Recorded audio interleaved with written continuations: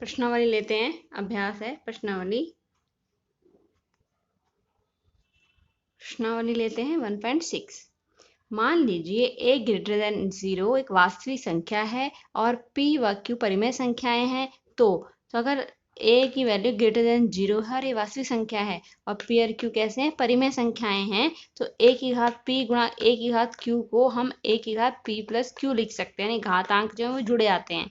a को आधार बोलेंगे, अगर आधार एक जैसे होते हैं तो घातांक जुड़े आते हैं। तो ये हो गया a की घात, आधार एक ही रहा और घातें जुड़ गई, घातांक जुड़ गए, तो ये हो गया p प्लस q। दूसरा है a की घात p, बाहर ब्रैकेट की घात बाहर q, तो इसे लिख सकते हैं a ऐसे रहेगा और p की q में मल्टी घातांकों की गुणा हो जाएगी आपस में।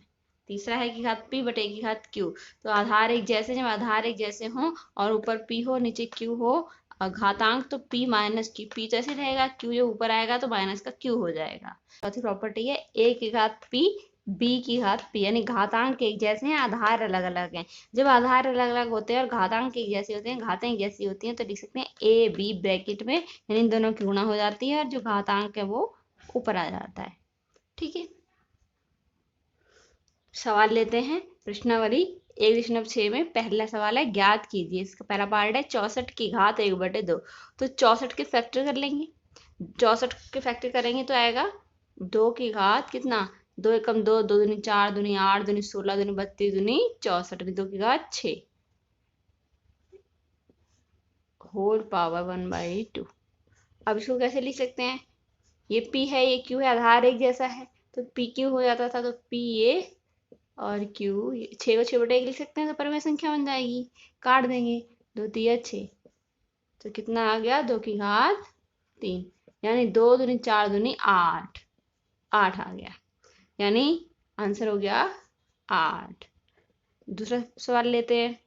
दूसरा सवाल है 32 की घात 1/5।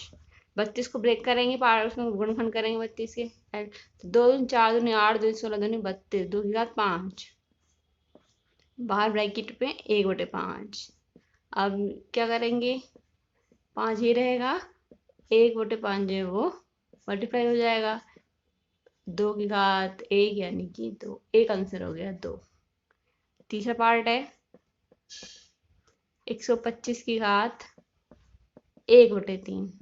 अब इसके फैक्टर करेंगे 5, 5 में 25 पंजे 125, 5 की घात 3, अब बाहर कितना है 1/3, तो जैसे मल्टीप्लाई हो गया था सी मल्टीप्लाई हो जाएगा, 5 3 गुणा 1/3 कट गया, 5 की घात 1 एकम 1, 5 की घात 1 यानी कि 5, ये आंसर हो गया। दूसरा सवाल है, दूसरे सवाल में ज्ञात करना है, ज्ञात कीजिए। पहला पार्ट है 9 की घात 3/2। ठीक है, 9 को ब्रेक करेंगे फिर 3 से, 3 के पार्ट 3 के रूप में लिखेंगे, 3 की घात के रूप में, तो 3 तिया 9 यानी 3 की घात 2, 9 को लिख सकते हैं 3 की घात 2, और बाहर क्या है, बाहर है 3/2। तो जब ऐसा होता है तो घातें गुणा हो जाती हैं, तो 3 की घात 2 गुणा 3/2 कट गया, कितना आ गया, 3 की घात 3, यानी 3 तिया 9 तिया 27, यानी क्या जाएगा 27, एक आंसर ही हो जाएगा। दूसरा क्वेश्चन है, दूसरे का दूसरा पार्ट है 32 की घात 2/5। घात है ये, तो कैसे लिखेंगे, 2 ब्रेक करेंगे, 2 की घात 32 को ब्रेक करेंगे, 2 दूनी 4 दूनी 8 दूनी 16 दूनी 32 यानी 5, 2 की घात 5 और होल पावर कितनी 2/5। क्या करेंगे अब इसमें, 2 की घात 5 ऐसे रहेगा और 2 की घात 2/5 गुणा में हो जाएगा, 5 से 5 कट जाएगा, 2 की घात 2 यानी कि 2 दूनी 4, ये आंसर हो जाएगा। तीसरा सवाल है, दूसरे का तीसरा पार्ट है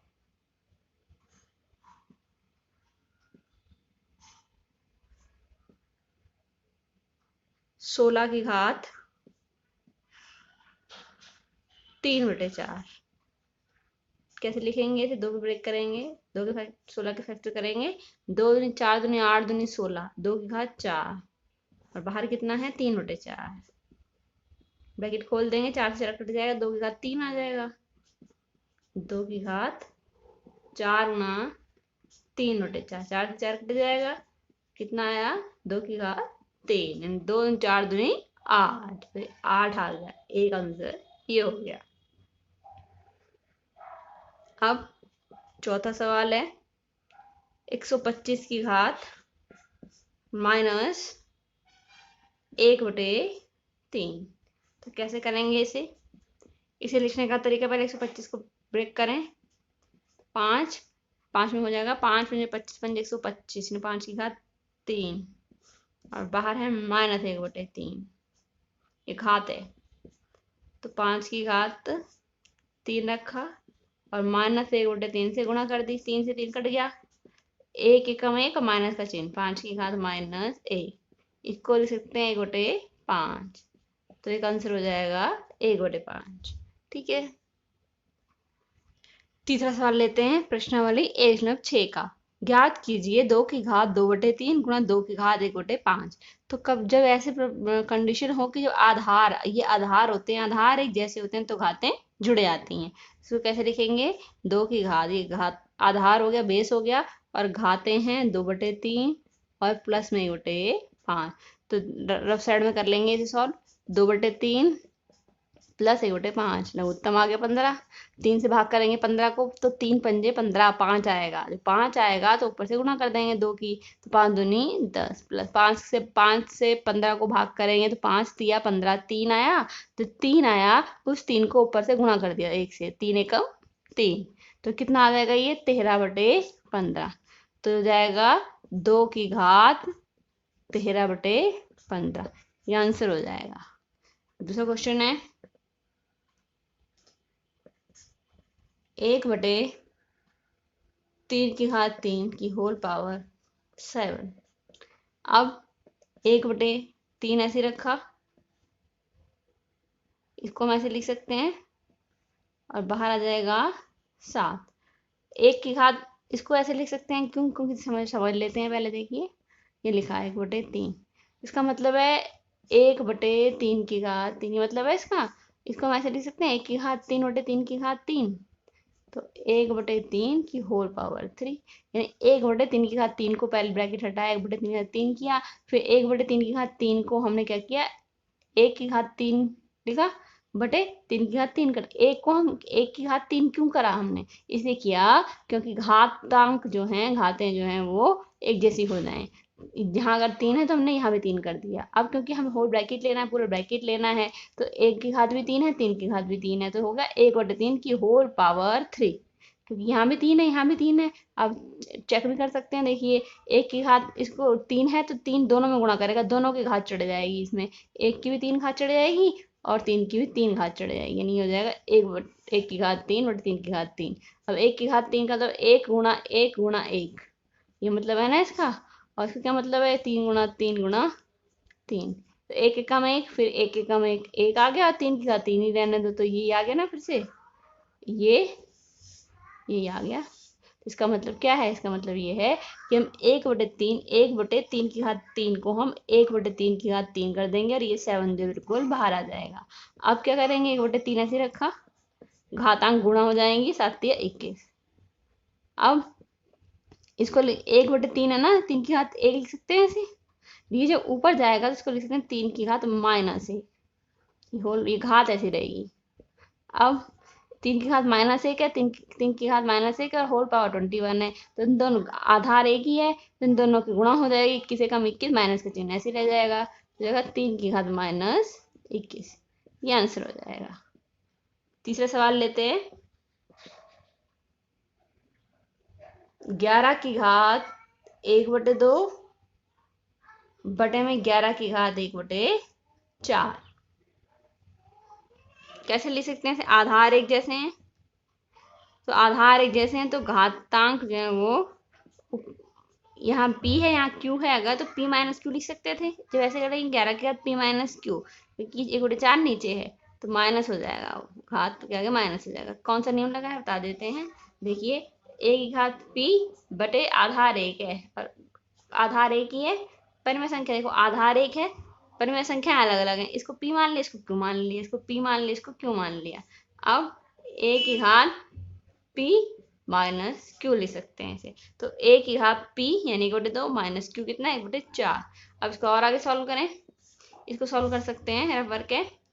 1/2 माइनस 1/4, एलसीएम 4 आ जाएगा, 2 से 4 को भाग करेंगे, 2 दूनी 4, 2 आया भागफल, 2 के 1 से गुणा करेंगे, 2 एकम 2 माइनस 4 को 4 से भाग के 1 आएगा, 4 एकम 4 नहीं 1, उस 1 के ऊपर नीचे वाले से भाग करते हैं, ऊपर वाले से गुणा कर देते हैं जो आता है। नीचे वाले से भाग करोगे इसे, जो आएगा उससे ऊपर वाले को गुणा कर देंगे, तो 4 एकम 4, 1 आया 1, फिर 1 के ऊपर गुणा करो, 1 एकम 1, तो 2 में से 1 जाएगा तो कितना जाएगा 1/4, तो यह जाएगा 11 की घात 1/4। चौथा सवाल है 7 की घात 1/2 गुणा 8 की घात 1/2। लास्ट प्रॉपर्टी बताई थी, तो क्या होता है ए की घात p, b की घात p, ये बताया था ना, a की घात p इंटू b की घात p, ये p है, a की घात p इंटू b की घात p, तो ये हो जाएगा a इंटू b की घात p, यानी a की घात p b की घात p, तो a इंटू b की घात p, 8 सत्ते 56, a इंटू b की घात यानी 7 गुणा 8, 8 सत्ते 56 की घात कितनी 1/2, ये आंसर हो जाएगा। ठीक है, इसको समझ लेते हैं फिर से। देखिए 7 की घात हम लिख सकते हैं, देखिए यहाँ पे बता देते हैं हम पहले इसको, ये कुछ नहीं है, ऐसे लिखा है, रफ देखते हैं। 7 को मान लिया हमने a और 8 को मान लिया हमने b और 1/2 जो घात है उसको मान लिया p, तो कैसे लिख सकते हैं a की घात p गुणा 8 b है ना, b को 8 माना है, तो b की घात 1/2 क्या है q, सॉरी p है, 1/2 कितना माना हमने p, तो इसको क्या करते हैं a की घात p इंटू b की घात p, तो a गुणा b की घात p, यानी a गुणा b, तो 8 सत्ते 56, 8 सत्ते 56 की घात p, p कितना 1/2, ये आ गया 1/2, तो आंसर हो जाएगा। ठीक है।